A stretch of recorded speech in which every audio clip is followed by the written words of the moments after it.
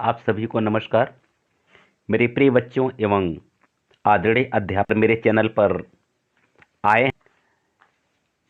प्यारे उनसे complete course पद्य हो, संस्कृत हो, जो भी पोर्शन है, व्याकरण, शब्द रूप, धातु, सब कुछ यहाँ पर नए हैं तो आप इसको कर लीजिए। अच्छी लगे तो इसको लाइक और शेयर भी बने रहेंगे तो मैं आपको विश्वास दिलाता हूँ कि हर एक शब्दों को तोड़ तोड़ करके इसका पूरा का पूरा अर्थ आपको मैं कंठस्थ करा दूंगा। कैसे इसका अर्थ निकलेगा, कैसे इसका अनुवाद होगा, सब का सब आप पूरी तरह से समझ लेंगे। ठीक है ना। तो यह गीता वचनामृतम का आपके सामान्य हिंदी के बच्चों का यह अंतिम पाठ है, क्योंकि जो 30% कोर्स कट गया है उसको हटा करके जो 70% कोर्स है उसी का वीडियो अपलोड हो रहा है। ठीक है ना। तो आइए हम लोग देखते हैं गीता वचनामृतम का संस्कृत का सरल ढंग से अर्थ। आप तो जानते हैं कि गीता वचनामृतम का तात्पर्य क्या होता है। कुरुक्षेत्र में जब कौरव पांडव की सेनाएं आमने सामने थीं, उस समय अर्जुन जब युद्ध करने के लिए तत्पर हुए तो अपने बंधु बांधवों को देखकर उनको मोह उत्पन्न हो गया। उसी समय भगवान श्री कृष्ण उनको जो गीता का उपदेश दिए, उसी उपदेश का कुछ अंश आज हम लोग पढ़ेंगे। ठीक है ना। तो आइए देखिए। तम तथा कृपया विष्टम अश्रुपूर्णा कुलेक्षणम विषीदंतमिदम वाक्यमुवाच मधुसूदन। अर्थ देखिए। तम तथा, तम का तात्पर्य होता है माने वह उससे संबंधित है, उनको यानी अर्जुन को संबंधित है। तथा का मतलब होता है और।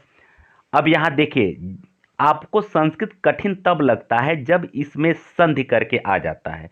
इसका जब आप संधि विच्छेद कर देंगे ना तो सब अर्थ एकदम क्लियर हो जाता है। अब मैं इसका संधि विच्छेद करके आपको बता दे रहा हूं क्या क्या होगा। इसमें है कृपया। क्या शब्द है? कृपया है एक शब्द। उसके बाद है आविष्टम है। देखिए कितना कितना शब्द है। आविष्टम है, आविष्टम। उसके बाद है अश्रुपूर्णा। क्या है? अश्रुपूर्णा, अश्रुपूर्णा। ठीक है। और उसके बाद है आकुलह, आकुलह। ठीक है ना। और इसके बाद है ईक्षणम। इतना शब्द है ईक्षणम। अब समझ लीजिएगा, एक दो फिर तीन चार पांच शब्द मिला करके एक शब्द बना हुआ है, इसलिए आपको ये कठिन लग रहा होगा। ठीक है ना।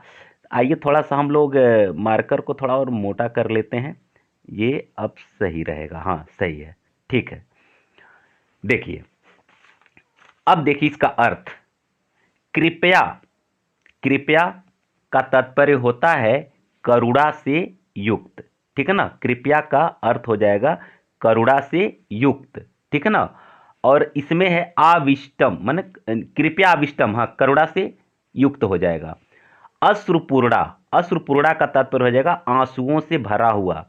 और आकुल ईक्षणम, आकुल माने होता है व्याकुल और ईक्षणम माने नेत्र वाले, माने व्याकुल नेत्र वाले, अर्थात करुणा से युक्त, आंसुओं से परिपूर्ण, व्याकुल नेत्र वाले। ये इतने का अर्थ होगा। क्या होगा? करुणा से युक्त, कृपया आविष्टम करुणा से युक्त, अश्रुपूर्णा आंसुओं से भरे हुए, और आकुल ईक्षणम माने व्याकुल नेत्रों वाले। अब यहां देखिए, विषिदंतम इदम, इसका होगा विषिदंतम इदम माने दुखी। विषाद, विषाद से बना है विषिदंतम माने दुखी। ठीक है ना। दुखी होते हुए, इदम माने इसे, दुखी होते हुए, इसे इसको तात्पर्य है माने इसको दुखी होते हुए, दुखी होते हुए। ठीक है ना। एक एक अभी मैं शब्दों का अर्थ बता रहा हूं, उसके बाद फिर अर्थ एक साथ समेट करके सही कर लिया जाएगा। आगे देखिए, वाक्यम उवाच, वाक्यम उवाच माने वाक्य को बोले या वाक्य कहे, मधुसूदन माने श्री कृष्ण। अब देखिए, श्री कृष्ण, श्री कृष्ण अर्जुन को तम तथा और माने, अब इसके बाद चूंकि इसके पहले कुछ और भी जो नीति की बातें हैं भगवान श्री कृष्ण को समझाते हुए, कहते हैं और इसमें कुछ शेष अंश है, और उसको, इसका तात्पर्य तथा और उसको, उसको माने किसको, अर्जुन को, और उसको करुणा से युक्त, आंसुओं से भरे हुए, व्याकुल नेत्रों वाले और विषाद से युक्त माने दुखी होते हुए अर्जुन को देखकर मधुसूदन श्री कृष्ण वाक्यम उवाच, यह वाक्य कहे। क्लियर हुआ ना? यानी तब अर्जुन को क्या करते हुए, करुणा से युक्त, आंसुओं से परिपूर्ण, व्याकुल नेत्रों वाले और दुखी होते हुए देखकर मधुसूदन श्री कृष्ण वाक्यम उवाच, वाक्य बोले। क्लियर हो गया ना? चलिए, इसी तरह से आप एकदम एक एक शब्द का अर्थ आप मैं तोड़ करके बता दूंगा और आपके सब कुछ समझ में आ जाएगा। आइए दूसरा श्लोक हम लोग देखते हैं। दूसरा श्लोक क्या कह रहा है? क्लैव्यम मा अस्म गमः पार्थ न तत्त्वयुत्पद्यते क्षुद्रम हृदय दौर्बल्यम त्यक्तवोत्तिष्ठ परंतप। अर्थ देखिए, क्लैव्यम मन होता है कायरता। क्या होता है? कायरता। इसमें गमः का तात्पर्य हो जाता है मतलब मत जाओ या मत प्राप्त हो।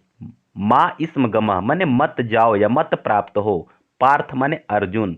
अब इसका संधि विच्छेद देख लीजिए क्या होगा। इसमें होगा न धन एतत, धन होगा त्वयि, और एक शब्द है उपपद्यते, उपपद्यते, इतना शब्द है इसमें। न एतत त्वयि उपपद्यते, ठीक है ना? न नहीं, ठीक है ना? एतत यह, त्वयि तुम्हारे, उपपद्यते योग्य, माने यह तुम्हारे योग्य नहीं है, यह तुम्हारे योग्य नहीं है। अर्थात श्री कृष्ण अर्जुन को समझाते हुए कहते हैं कि हे अर्जुन, क्लैव्यम, ठीक है ना? क्लैव्यम माने कायरता को, मां इसम गमः मत प्राप्त हो, मतलब कायर मत बनो। इसका अर्थ होगा कायर मत बनो।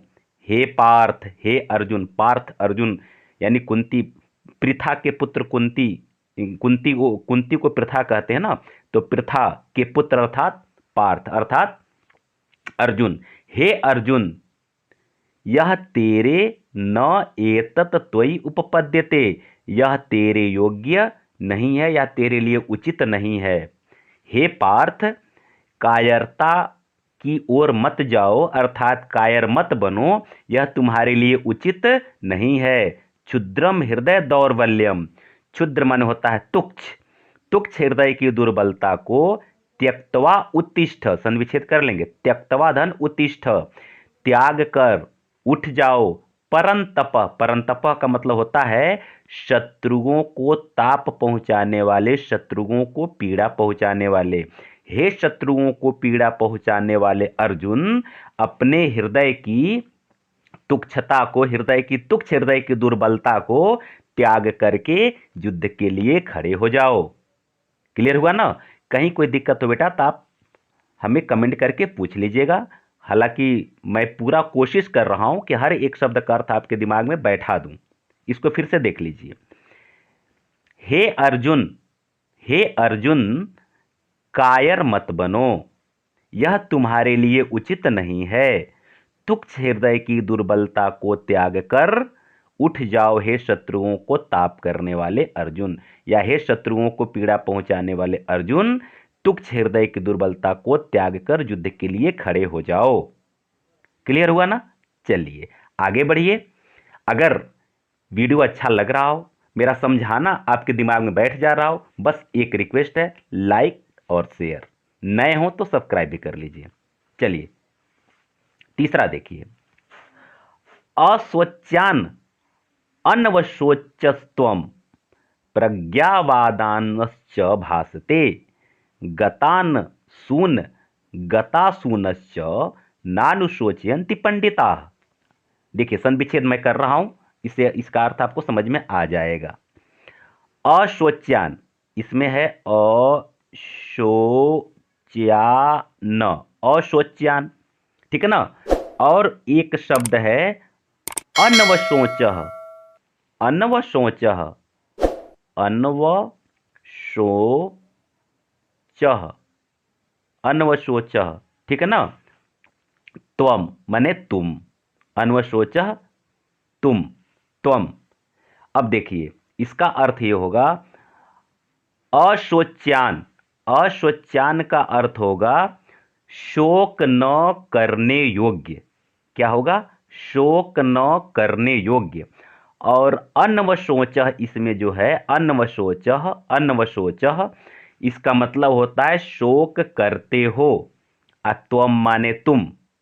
कहते हैं कि श्री कृष्ण कहते हैं कि हे अर्जुन, जो शोक करने योग्य नहीं है, जो अशोच्यान है, जो शोक करने योग्य नहीं है, तुम अन्वशोचः उसके लिए शोक करते हो। हे अर्जुन, जो शोक करने योग्य नहीं है तुम उसके लिए शोक करते हो। और प्रज्ञावादानश्च भासते, और प्रज्ञावान के तरह से, प्रज्ञावान मन होता है ज्ञानी, पंडित, ठीक है ना। और विद्वान कह सकते हैं, विद्वानों की जैसी भाषते बोलते हो। तुम विद्वानों की जैसी बातें करते हो, लेकिन जो शोक करने योग्य है, वो योग्य नहीं है, तुम उसके लिए शोक करते हो। आगे देखिए, गतासून, अगतासूनम।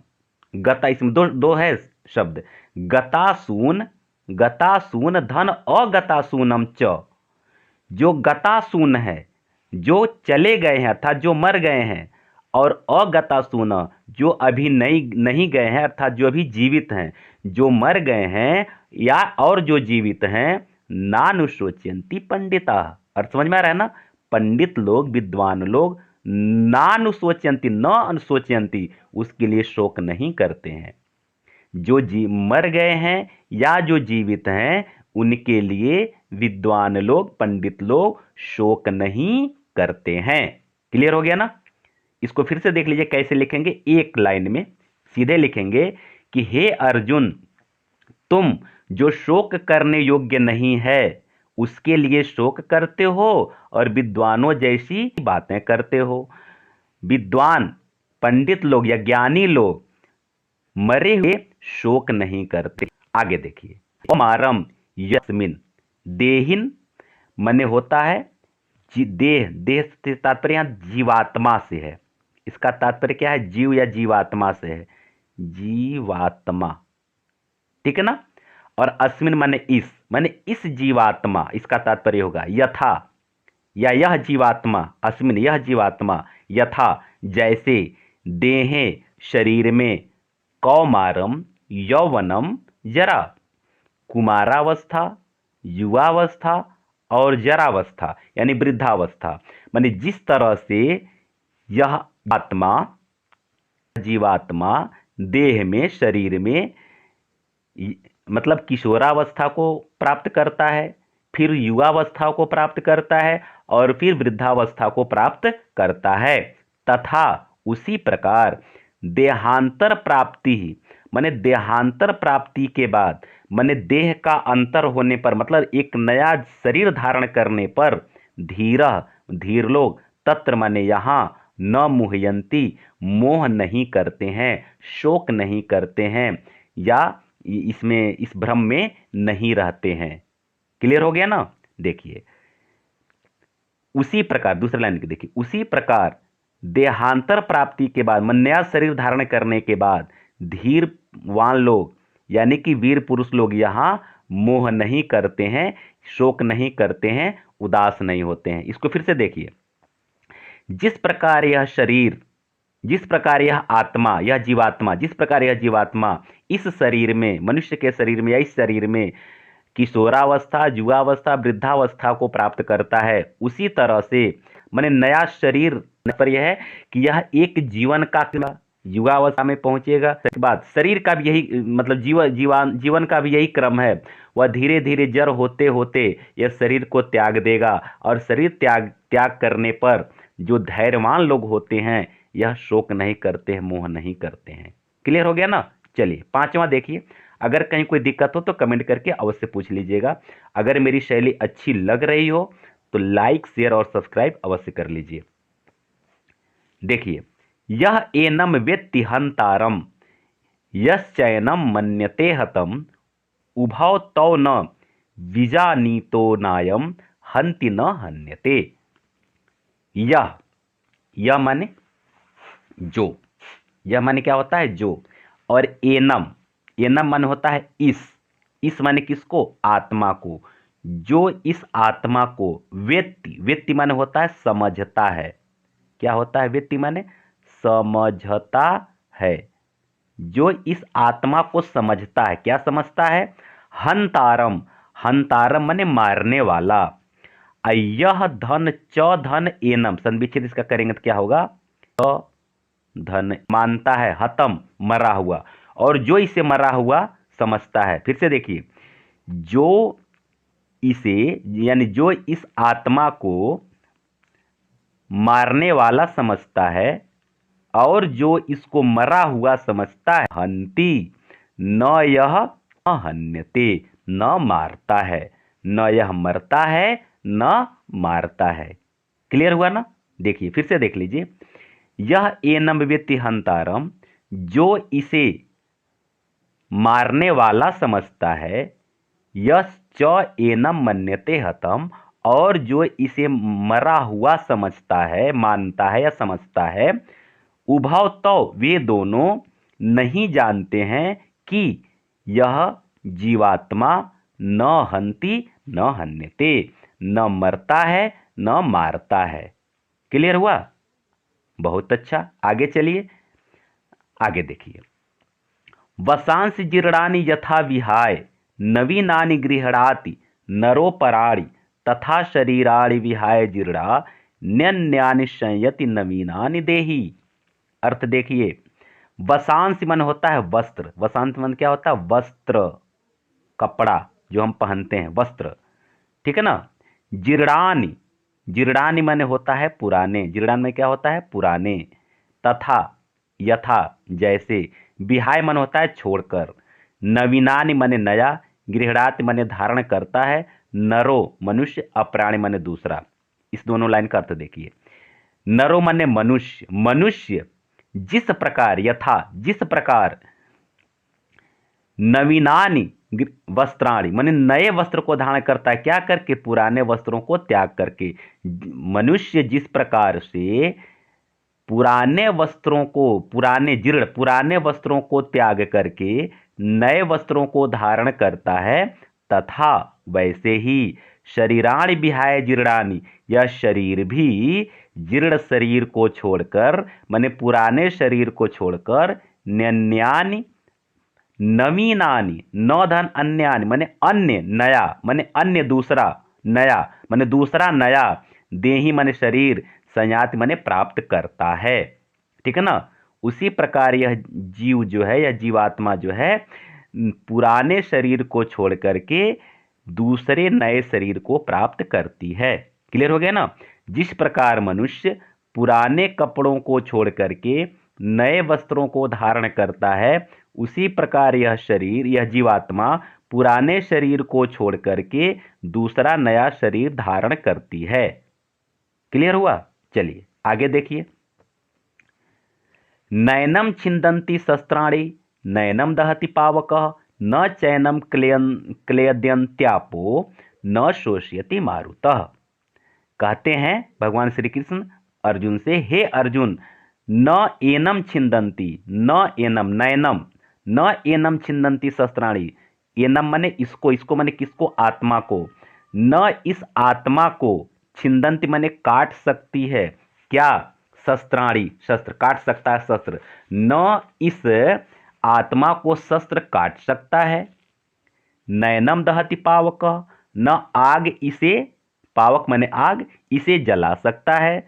न च एनम, चैनम, न च एनम क्लेदयन तापो, क्लेदयत तापो, ठीक है ना।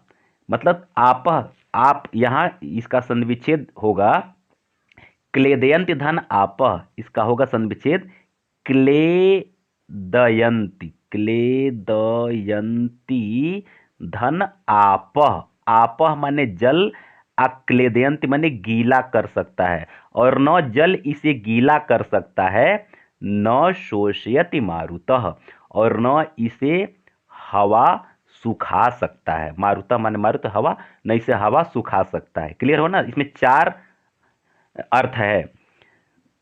इस आत्मा को न तो शस्त्र काट सकता है, न आग जला सकता है, और न इसे जल गीला कर सकता है, न हवा इसे सुखा सकता है। क्लियर हुआ? चलिए, अच्छा लग रहा तो लाइक शेयर जरूर कर लीजिएगा। जातस्य ही ध्रुवो मृत्युर्ध्रुवम जन्म मृतस्य च तस्माद अपरिहार्य अर्थे न त्वम सोचितुम अर्हसि। देखिए, जातस्य ही ध्रुवो, जातस्य माने जन्म लेने वाले का, ध्रुव माने होता है निश्चय ही, निश्चय, जन्म लेने वाले का निश्चयम क्या होता है? मृत्यु होता है। भगवान श्री कृष्ण अर्जुन से कहते हैं कि हे अर्जुन, जन्म लेने वाले का मृत्यु निश्चित है। और ध्रुवम जन्म मृतस्य च, और ध्रुव माने अटल है, निश्चित है, और निश्चित है मृतस्य मरने वाले का जन्म लेना, माने मरने वाले का जन्म लेना भी निश्चित है। कहते हैं कि हे अर्जुन, जन्म लेने वाले का जन्म लेना अर्थे तस्मात् अपरिहार्य अर्थे, इस कारण से, अपरिहार्य माने होता है जो अनिवार्य है, जो अनिवार्य विषय है इसके लिए, इस कारण जो अनिवार्य विषय है इसके लिए न त्वम सोचेतुम अर्हसि, त्वम माने तुम, सोचितुम अर्हसि, अर्ह मन होता है योग्य, तुम शोक के योग्य नहीं हो, अर्थात तुम्हें शोक नहीं करना चाहिए। ठीक है ना, तुम्हें शोक, इसलिए तस्मात् अपरिहार्य अर्थ है, इस कारण से, इस अनिवार्य विषय के लिए तुम्हें शोक नहीं करना चाहिए। अनिवार्य विषय का मतलब ये निश्चित है, तो जब निश्चित है तुम शोक क्यों कर रहे हो? क्लियर हुआ ना? कहते हैं कि हे अर्जुन, जिस प्रकार से जन्म लेने वाले का मृत्यु निश्चित है और मरने वाले का जन्म निश्चित है, इस अपरिहार्य अर्थ के कारण, अर्थात इस अपरिहार्य विषय के लिए तुम्हें शोक नहीं करना चाहिए।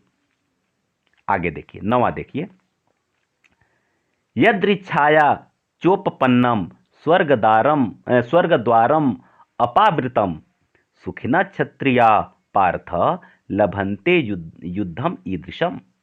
देखिए, यदृच्छाया, यद इच्छाया मतलब अपने आप, इसका मतलब होगा अपने आप।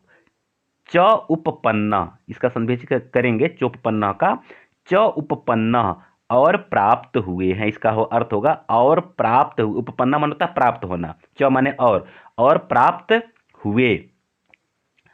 स्वर्ग द्वार माने स्वर्ग का द्वार, अपावृतम, अपावृतम मतलब होता खुला होना, अपावृतम, अपावृतम का मतलब होता है खुला होना, माने दरवाजा खुला होना, इसका तात्पर्य है खुला होना, इसका अर्थ ये होगा। क्लियर हो गया ना? सुखिना माने होता है भाग्यशाली, भाग्यवान। क्षत्रिय माने क्षत्रिय। पार्थ माने अर्जुन, पार्थ हे अर्जुन।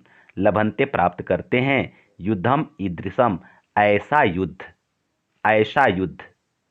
अब इसका अर्थ देखिए, भगवान श्री कृष्ण कहते हैं कि हे पार्थ हे अर्जुन, ऐसा युद्ध, ऐसा युद्ध, ईदृशम युद्धम ऐसा युद्ध, सुखिना क्षत्रिय मने भाग्यशाली क्षत्रिय, भाग्यवान क्षत्रिय ही प्राप्त करते हैं। क्या? अपनी इच्छा से, अपनी इच्छा से प्राप्त हुए हैं। स्वर्ग द्वारम अपावृतम माने स्वर्ग का द्वार खुला हुआ, माने अपनी इच्छा से स्वर्ग का खुला हुआ द्वार प्राप्त करते हैं। अपनी इच्छा से स्वर्ग का खुला हुआ द्वार प्राप्त करते हैं। मतलब ये कि इसका भाव पहले समझिएगा कि अर्जुन से श्री कृष्ण कहते हैं कि हे अर्जुन, यह धर्म युद्ध है। ऐसा धर्म युद्ध बहुत भाग्यशाली क्षत्रियों को प्राप्त होता है, जो इस युद्ध में मृत्यु को प्राप्त होने के बाद उन्हें अपनी इच्छा से स्वर्ग का द्वार खुला हुआ मिलता है, अर्थात उनको सीधा स्वर्ग मिलता है। उनको नरक में नहीं जाना, वो सीधे स्वर्ग के भागी होते हैं। इसलिए यह युद्ध बहुत भाग्यशाली लोगों को मिलता है। क्लियर हुआ ना? चलिए आगे देखिए। अंतिम, हतो वा प्राप्यसि स्वर्गम जित्वा वा भोक्ष्यसे महीम तस्मादुत्तिष्ठ कौन्तेय युद्धाय कृत निश्चय। हतो वा कहते हैं कि हे अर्जुन, अगर तुम इस युद्ध में हतो माने मार दिए जाओगे तो क्या होगा? प्राप्यसि स्वर्गम, तुम स्वर्ग को प्राप्त करोगे।